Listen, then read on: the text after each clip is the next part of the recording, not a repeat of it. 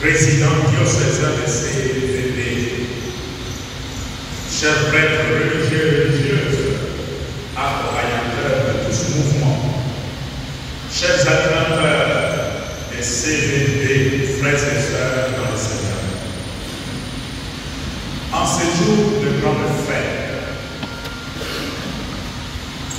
je vous adresse mes salutations les plus bienveillantes en vous souhaitant la bienvenue dans cette cathédrale. Je tiens à vous remercier au nom de l'Église de l'accueil toujours chaleureux que vous me réservez lorsque nous nous rencontrons.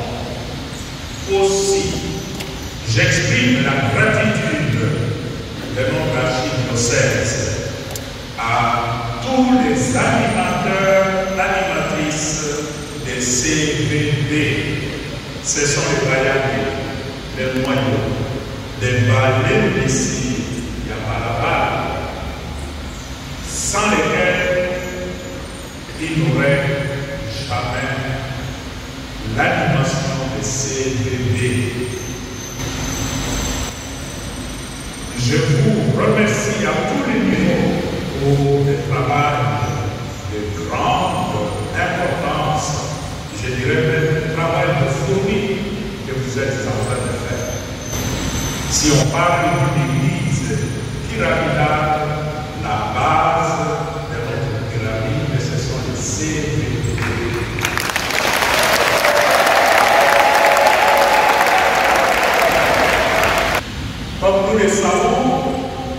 célébrons aujourd'hui le jubilé de CVP dans le cadre global de l'année de l'espérance, l'année 2025, considérée comme l'année de l'espérance, l'année du jubilé.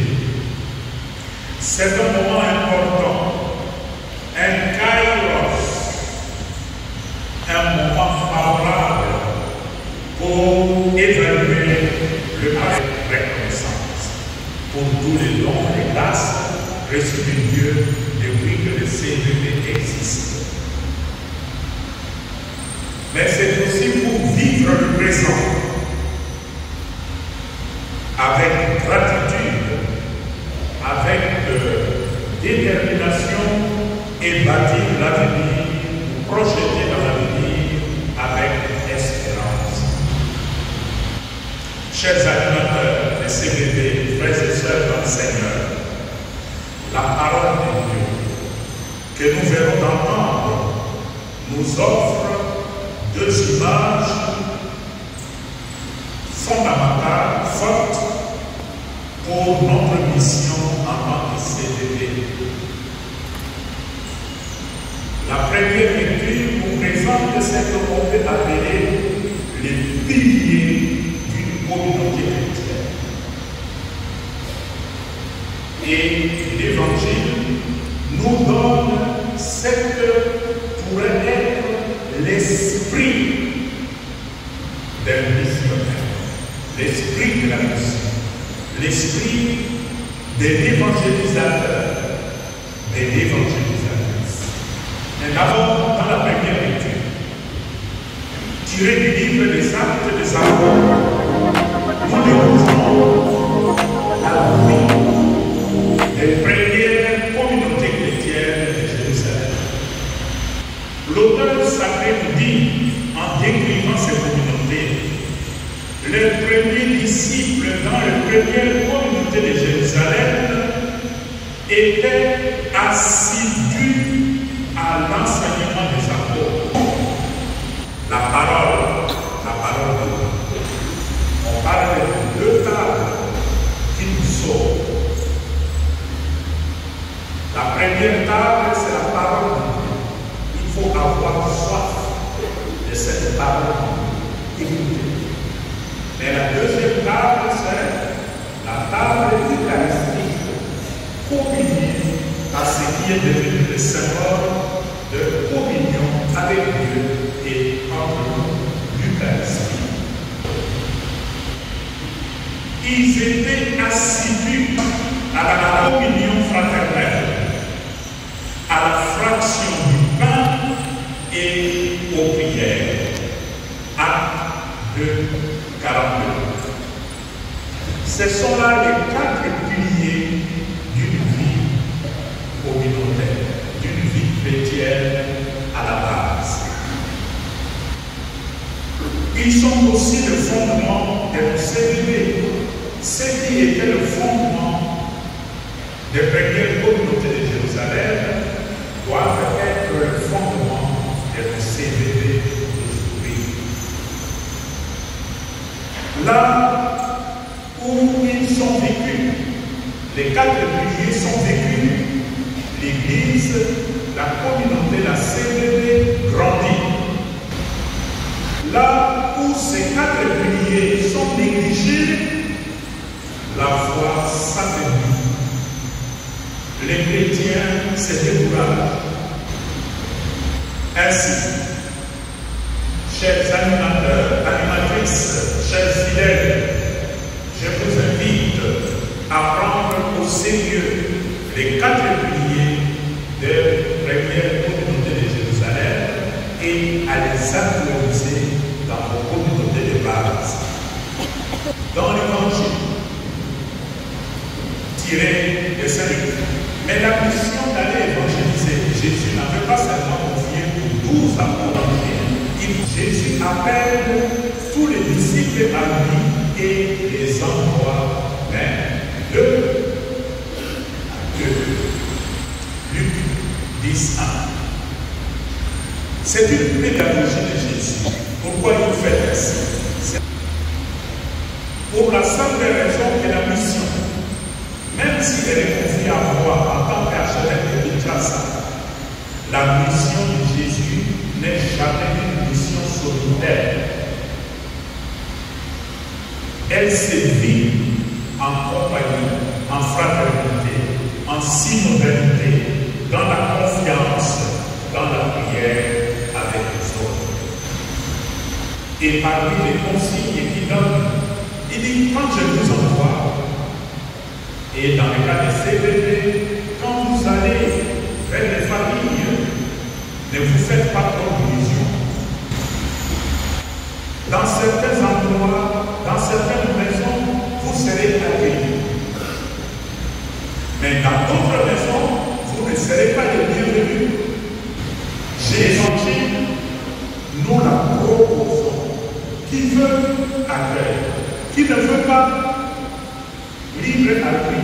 Et le moment venu, il aura à rendre compte de son comportement vis-à-vis de notre Seigneur au jugement dernier.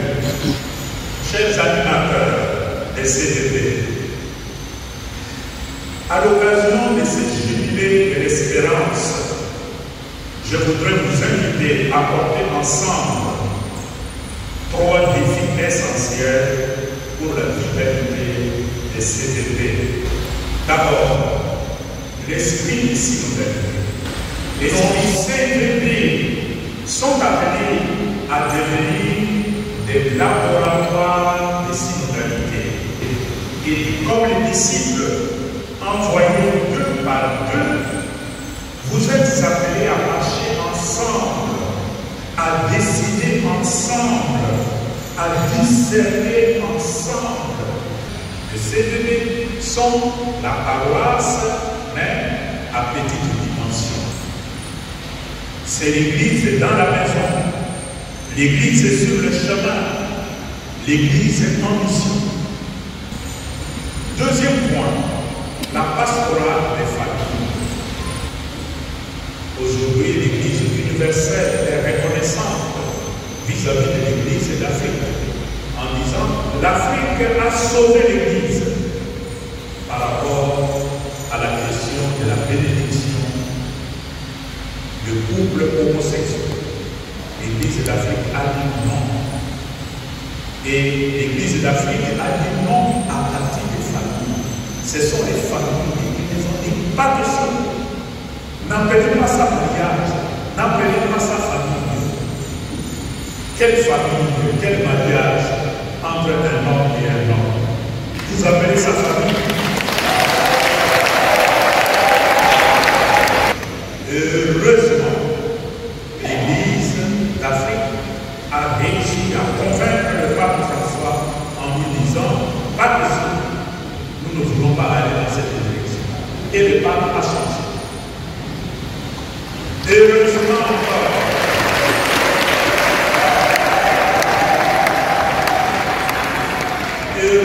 encore, le nouveau pape, le pape Léon XIV, à peine élu, s'est prononcé clairement sur cette question en disant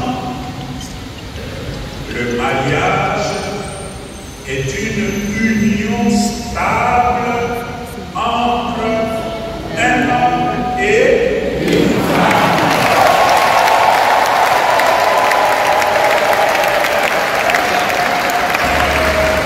Les CVB sont par nature des regroupements de familles et dans certains quartiers, nos propres enfants sont devenus de Koulouna.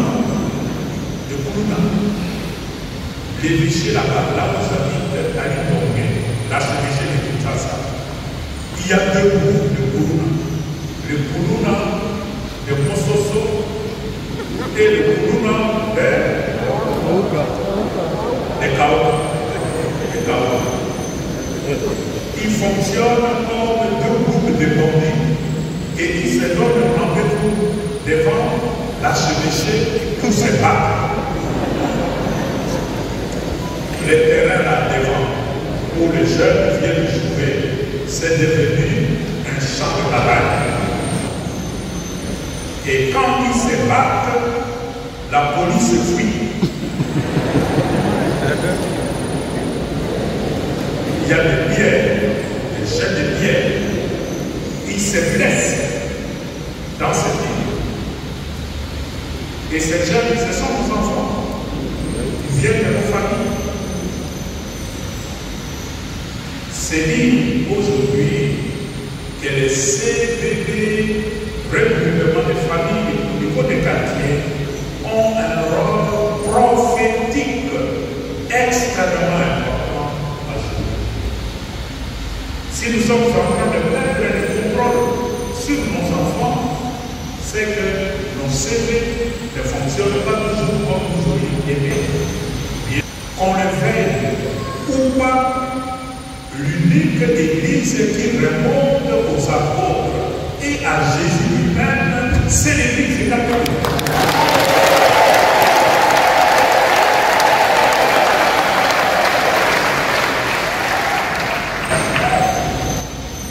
Le fondateur de l'église catholique, c'est qui?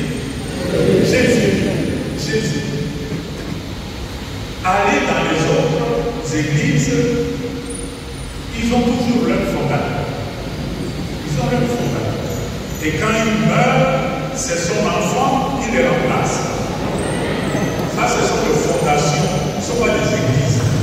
On va faire le point.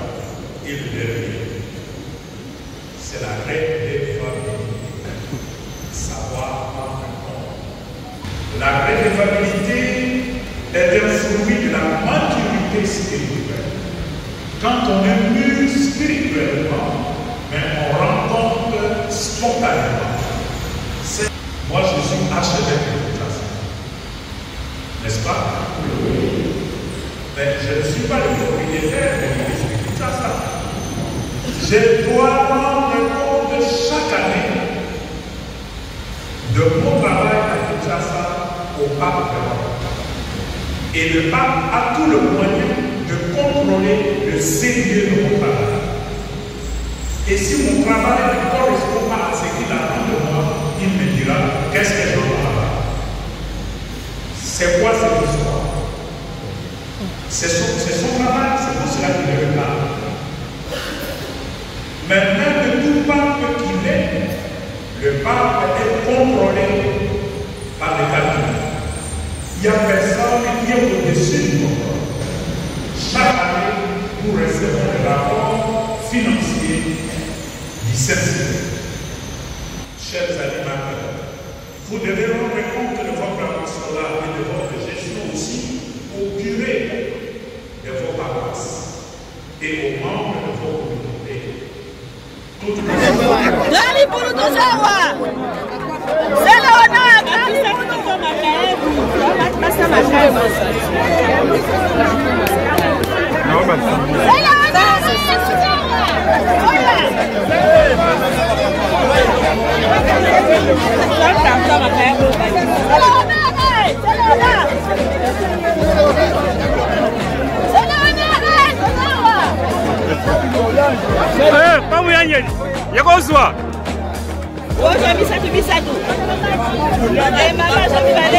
Papa pesa eka makabo ezo eza kilo mingi papa muyangeli venez